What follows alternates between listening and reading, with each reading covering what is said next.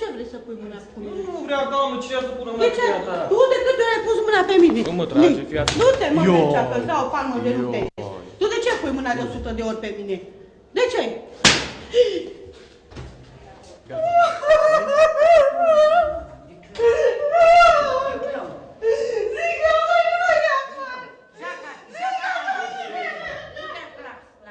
Protagoniștii bătăii sunt o profesoară și un polițist, iar scena este școala din Sânt Paul din județul Mureș. Cei doi reprezentanți ai unor instituții ale statului nu s-au sfiit să-și împartă palme în fața camerelor de filmat, într-un loc în care sunt copii. Polițistul venise să aplaneze un conflict în care era implicată profesoara, după ce mai mulți părinți din localitatea Sânt Paul au acuzat-o pe profesoară că este agresivă cu celelalte cadre didactice. Enervată, profesoara l-a repezit și pe reporterul Antenei 3.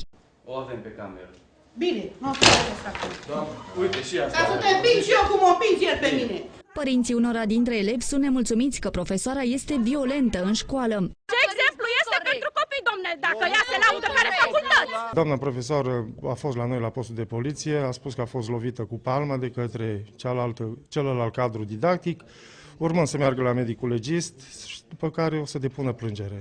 Profesoara se apără și susține că ea este cea agresată de colegi. A fost vorba despre discriminare, îmi pare foarte rău pentru incident, dar n-am agresat niciun profesor.